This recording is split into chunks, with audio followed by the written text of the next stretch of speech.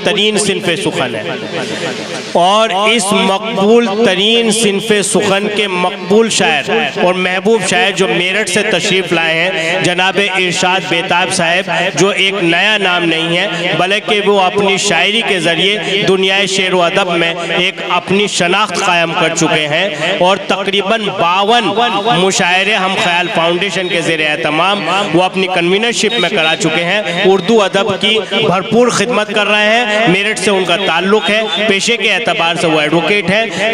हालांकि उनका ये मकाम नहीं है, लेकिन मैं इस मुशायरे में एक रवायत ये ख़त्म करना चाहता हूँ सीनियरिटी और जूनियरिटी की। मुझे इस मुशायरे के लिए जिस शायर की जिस वक्त ज़रूरत पड़ेगी इस मुशायरे को कामयाबी करने के लिए, मैं उस शायर को उसी मकाम पर यहाँ पर मदू करूँगा। तो लिहाजा किसी शायर को ये शिकायत नहीं होनी चाहिए कि उसका ये मकाम नहीं था, उसको यहाँ पर पढ़वा दिया गया है। तो मैं इस मुशायरे की कामयाबी के लिए सबसे पहले जनाब इरशाद बेताब साहब से दरख्वास्त करता हूँ कि बराए करम वो आएँ और अपने कलाम से नवाजें। यहीं से मुशायरा इंशाअल्लाह बुलंदी पर।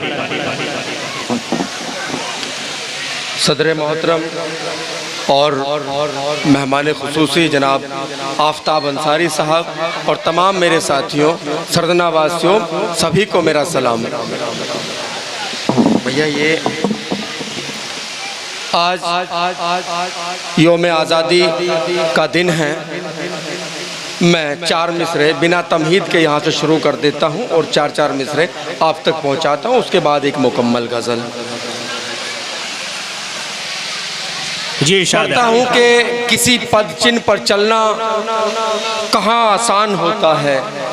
हम बात करते हैं भगत सिंह की, बात करते हैं अशफाकुल्लाह खान साहब की, बात करते हैं हम बिस्मिल की, लेकिन क्या उनके हम जो बताए हुए रास्ते थे जिनके लिए उन्होंने अपनी शहादत दी, क्या हम कहीं भी ज़रा भी उनके रास्ते पर हैं?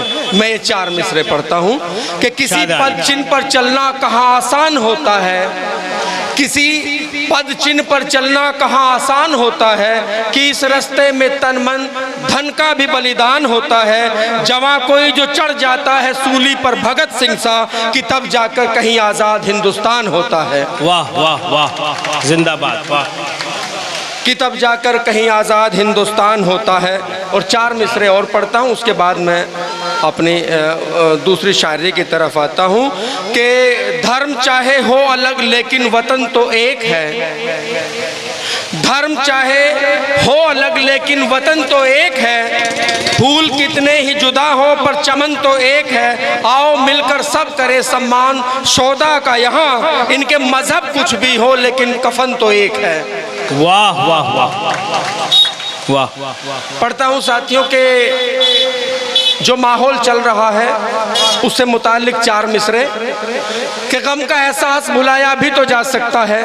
फ़खरी मेरठी साहब, अनवारुल हक शादा साहब यहाँ तशरीफ़ रखते हैं कि गम का एहसास भुलाया भी तो जा सकता है, जुल्म और दहशत को मिटाया भी तो जा सकता है। फिर पढ़ता हूँ जीशान भाई कि गम का एहसास भुलाया भी तो जा सकता है, जुल्म और दहशत को मिटाया भी तो जा सकता है। हो अगर प्यार मोहब्बत का दिलों में जज्बा, अमन का शहर बसाया भी तो जा सकता है। बहुत अच्छे, वाह वाह वाह। अमन का शहर बसाया भी तो जा सकता है।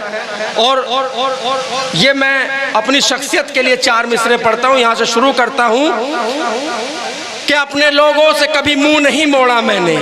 वाह। अपने लोगों से कभी मुंह नहीं मोड़ा मैंने, बात कैसी भी हो रिश्ता नहीं तोड़ा मैंने। अपने लोगों से कभी मुंह नहीं मोड़ा मैंने, बात कैसी भी हो रिश्ता नहीं तोड़ा मैंने। हादसे यूं तो मेरी राह में आए लेकिन हौसलों का कभी दामन नहीं छोड़ा मैंने। हौसलों का कभी दामन नहीं छोड़ा मैंने। और बात हौसलों तक आती है तो ये 4 मिसरे इसके आगे मैं पढ़ता हूँ कि अपने कदमों से जो सपनों को कुचल जाते हैं, अपने कदमों से जो सपनों को कुचल जाते हैं, वो तो मौसम के बदलते ही बदल जाते हैं। और मेरे बचपन में मेरी माँ ने बताया था मुझे, हौसला चाहिए पत्थर भी पिघल जाते हैं। हौसला चाहिए, पत्थर भी पिघल जाते हैं। वाह। अभी साथियों आपने देखा जंतर मंतर पर पहले कुछ 2-4 स्टूडेंट गए, एक टीम गई, फिर सामाजिक संस्थाएं वहां पर जाकर बैठने लगी। एक मुद्दा, एक ऐसा मुद्दा, एक ऐसा मामला जो हर तीसरे घर से जुड़ा हुआ था।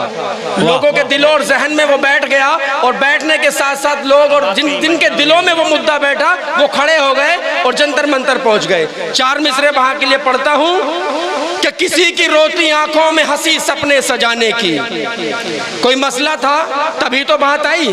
किसी की रोती आंखों में हंसी सपने सजाने की है कोशिश इस तरह गम को भुलाकर मुस्कुराने की, और ये कोशिश अहदो पैमा हिमाकत के सिवा क्या है। चिरागों ने कसम खाई है सूरज को दबाने की। वाह वाह। चिरागों ने कसम खाई है सूरज को दबाने की। और साथियों इन्हीं 4 मिसरे से और 4 मिसरे जोड़कर पढ़ता हूं। वो जो बच्चों के दिमाग में ख्वाब था, जो गार्जियंस वहां पर शामिल हो गए, उन ख्वाब के लिए मैं 4 मिसरे पढ़ता हूं कि जाने जाने कितने चेहरे बेताब देखे हैं मैंने, जाने कितने चेहरे बेताब देखे हैं मैंने, बिन पढ़ी किताबों के बाब देखे हैं मैंने, और मंजिलें मिलेंगी ही और मिलेंगी ताबीरें, जागती हुई आंखों से ख्वाब देखे हैं मैंने। बहुत खूब, वाह वाह। जागती हुई आंखों से ख्वाब देखे हैं मैंने। और 4 मिसरे यूं पढ़ता हूं जिशान भाई के कड़वाहट में शहद घोलना। मैं वकील हूं पेशे से, कहीं ना कहीं हालात को नजर में रखते हुए सुनिएगा कि कड़वाहट में शहद घोलना सीख लिया है। इसकी आवाज वापस ही को आ रही है।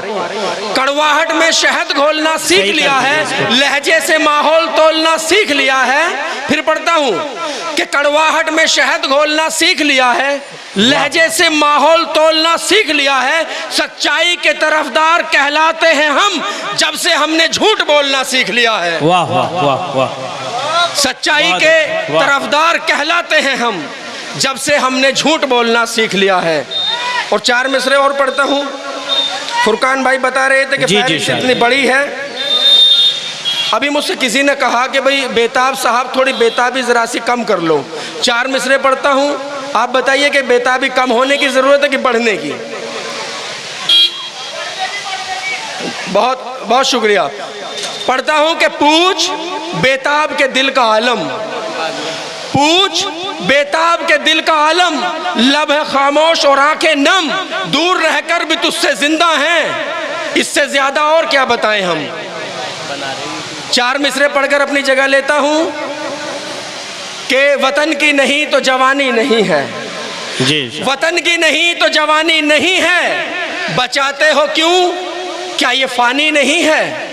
वतन की नहीं तो जवानी नहीं है, बचाते हो क्यों क्या ये फानी नहीं है। और जो करता नहीं है वतन से मोहब्बत, वो कुछ भी हो हिंदुस्तानी नहीं है। वाह वाह वाह। बहुत शुक्रिया। बुरा ना मानो तो तुमसे मैं एक बात कहूँ, बुरा ना मानो तो तुमसे मैं एक बात कहूँ, तुम्हारी मुझको ज़रूरत है ज़िंदगी के लिए, मुझे अपनी ज़िंदगी के लिए नहीं बल्कि जनाब हाजी आफ्ताब अंसारी साहब के ज़रिए इस मुशायरे की ज़िंदगी और कामयाबी के लिए जनाब फ़खरी मेठी साहब की ज़रूरत है।